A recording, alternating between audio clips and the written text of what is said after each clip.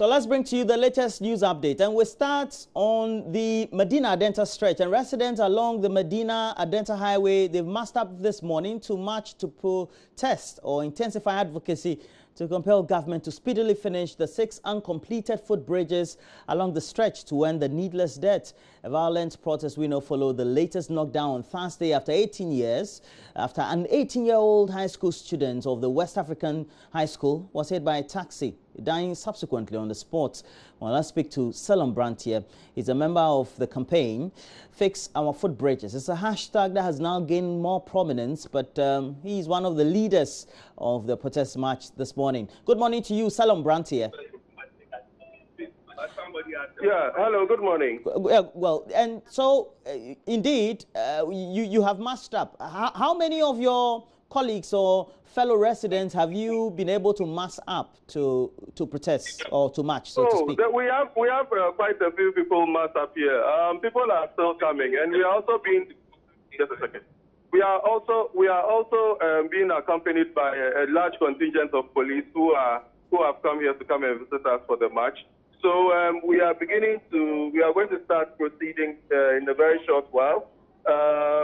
Quite a lot of people are here wearing their red T-shirts to come and commiserate with us, come and solidarize with us. So we are expecting that it's going to be a very, very simple, solemn activity where the residents are going to, register their appreciation for the work that has been initiated right at the moment, and also keep the government to its promise that they would fix the footbridges and ensure that the road markings and the rest will be done expeditiously.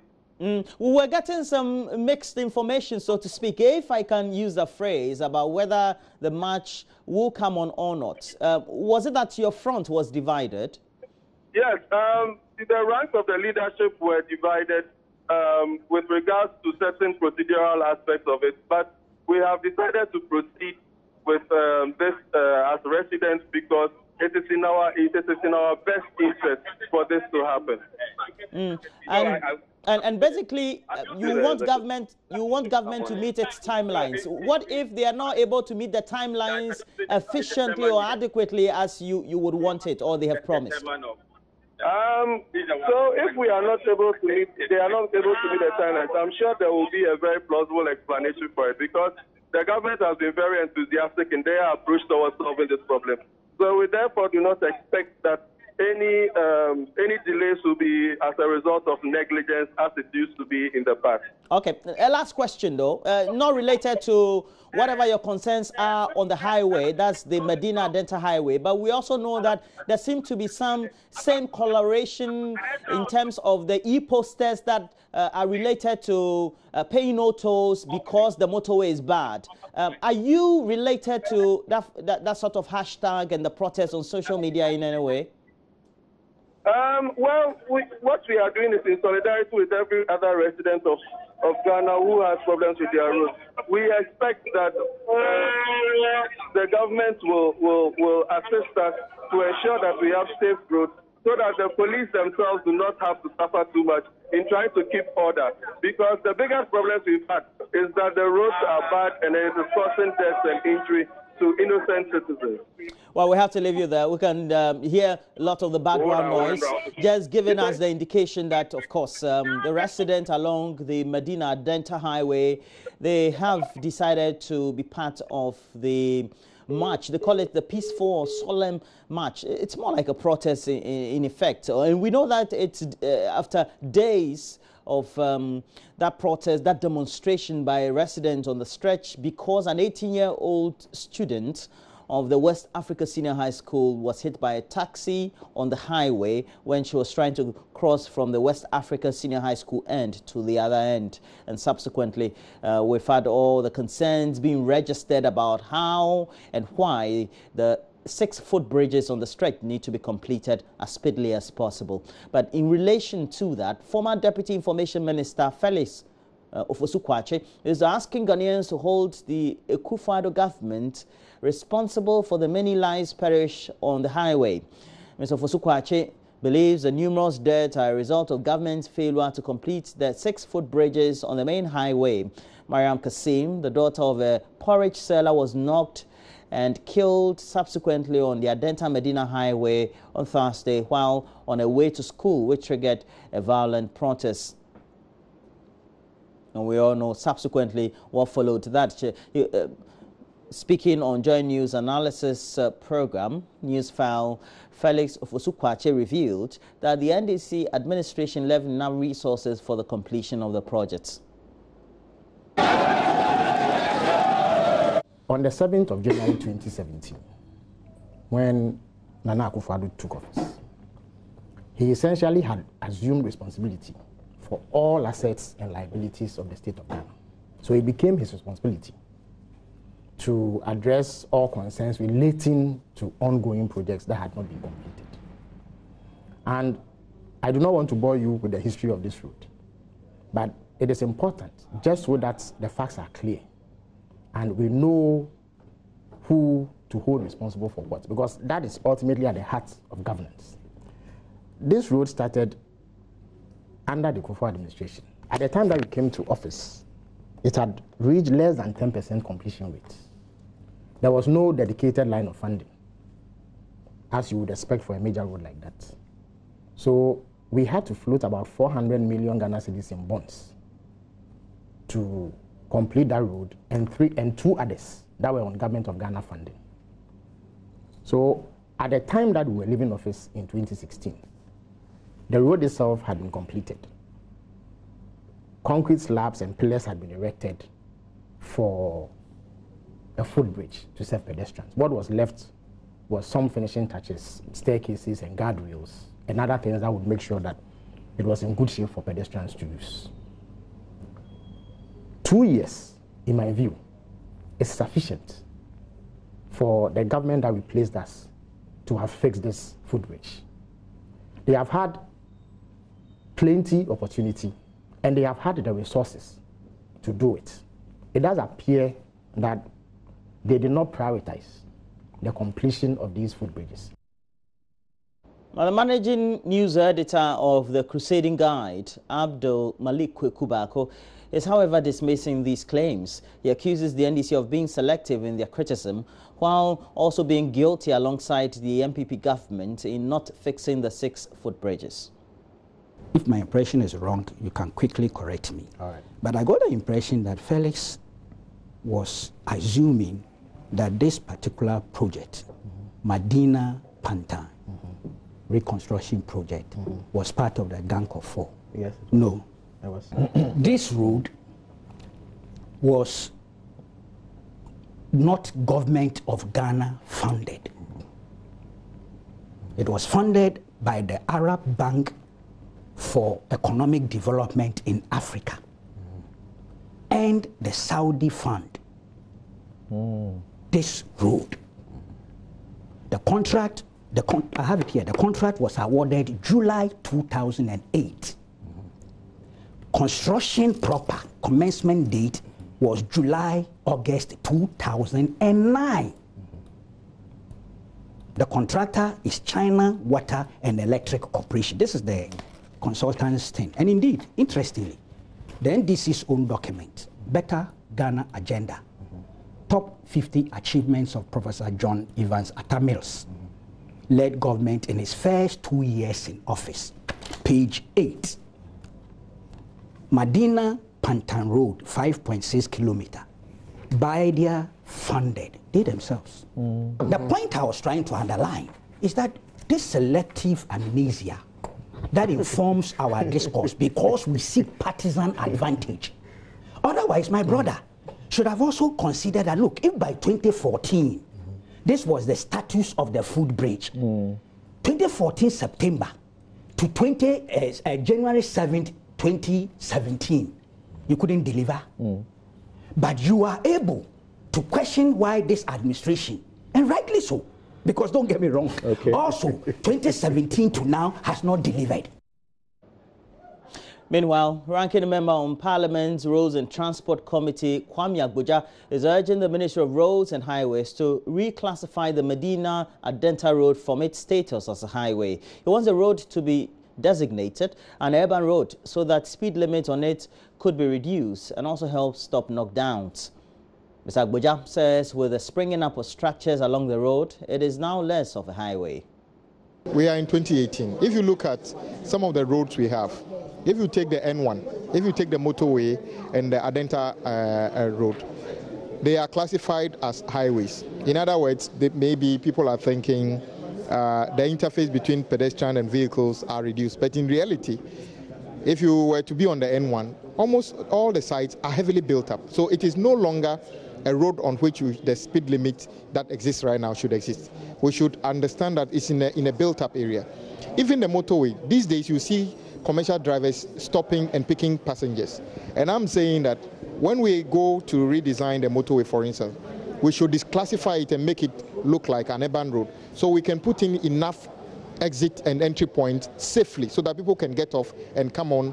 The toll collection of toll shouldn't be the reason we should leave the road like that. If you go to Adenta, to an ordinary driver, he's driving along a highway. But in actual sense, it's driving through. In fact, on one side is a market. There are vehicles, passenger stations for commercial vehicles and other things. So my idea is that the Ministry of Road and Transport, the Ministry of Road and Highways, Ministry of Transport, and the city authorities should reconsider maybe redesignating these roads to become just urban roads so that we can find out whether the appropriate speed limit and the necessary street furniture and safety measures can be put on them. Maybe that could, in addition to, so it's not an issue of just putting, flyovers and other things. It should be a combination of things aimed at reducing conflict between vehicles and pedestrians. And I think we can do that. Kwame Agboja is a ranking member on Parliament's Roads and Transport Committee. President Akufo-Addo has assured authorities and students of the Laura Senior High School in the Upper West region that his government will continue to support the school and all other senior high schools across Ghana to deliver quality education. Responding to several challenges laid before him at the 50th anniversary of the Laura Senior High School, the president said he has set in motion procurement processes for the construction of critical facilities for the school. JoyNews Upper West Regional Correspondent Rafiq Salam reports from Laura. Especially for the girls, resulting in congestion, incomplete fence wall, resulting in students skipping lectures and going out of school at will, and lastly, lack of assembly hall, which forces students to stand in the open scorching sun, were three key challenges that students and authorities of the Laura Senior High School penciled to President Akufo-Addo as threats to conducive learning at the school.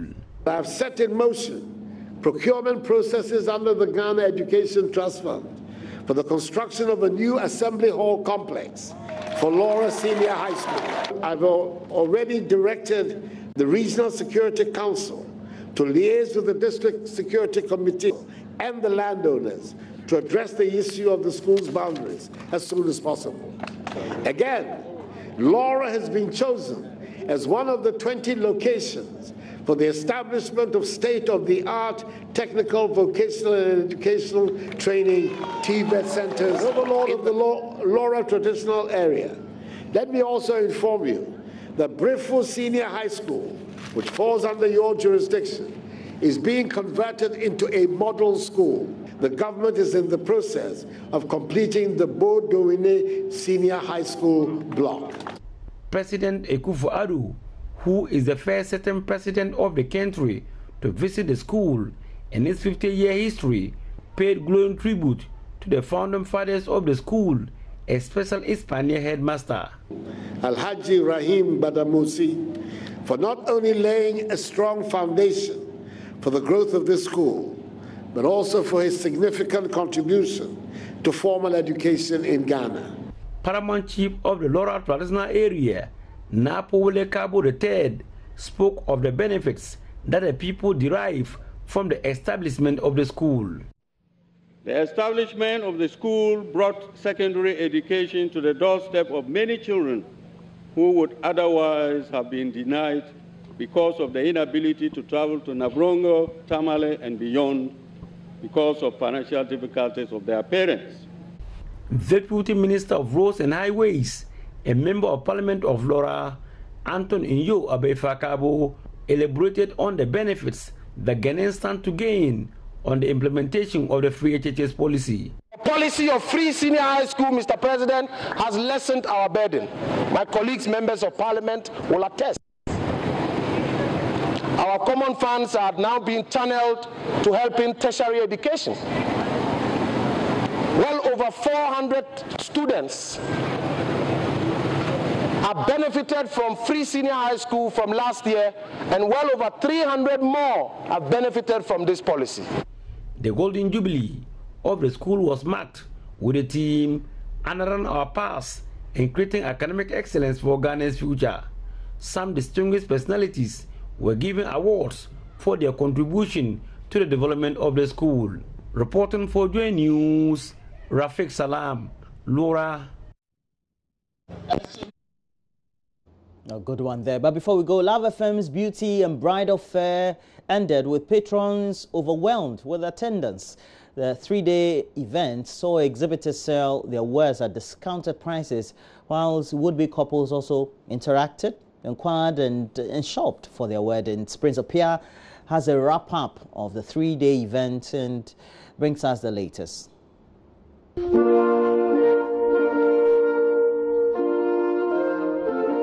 The 2018 Love FM Golden Tulip Bridal Fair started with a dummy wedding. This time it was a traditional wedding.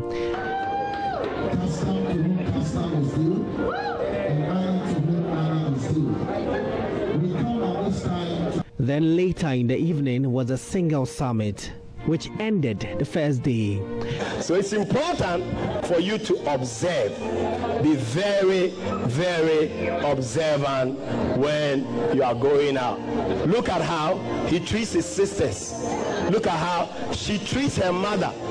Has she been very rude to the mother? The next time the rudeness will come to you, Mr. Gentleman.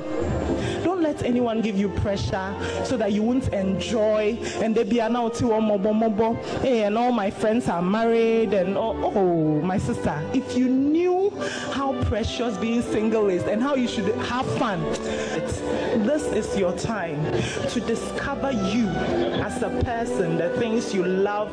If you don't know yourself, how can you go and ask someone to come and know you?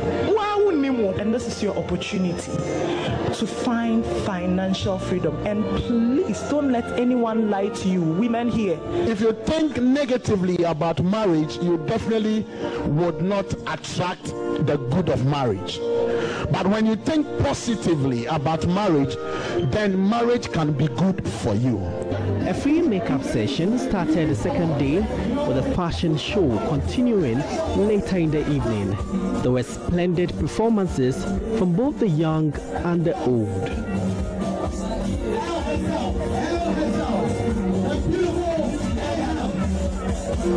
Would-be couples and couples had opportunity to interact with exhibitors and buy at discounted prices. It has been awesome. The beginning was slow, but as the days unfold, it picked up and everything went perfectly well. It's so amazing.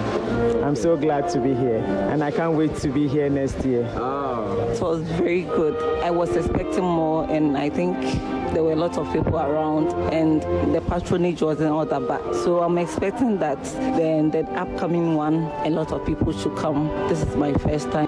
This year's theme was improved, renewed, and better.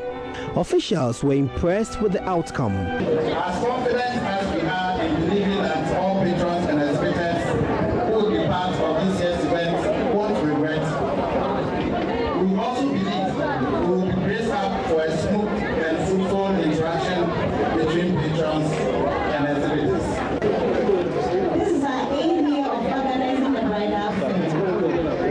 This bridal fair provides an avenue to engage people with everything needed to plan a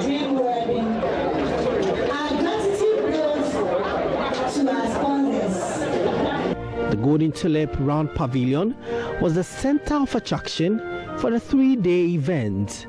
Prince Apia reporting. Oh, beautiful sights and scenes there. But look, we have to tell you, weddings are good. Marriage is also, you know. But we have this. Just in the next 1 hour or two, we'll be live at the Labadi Beach Hotel. It's the final Stanbic graphic breakfast meeting for the year 2018. And at the Labadi Beach Hotel, that event will be on the theme, Financing Free Quality Education in Ghana, Sustainable Funding Options.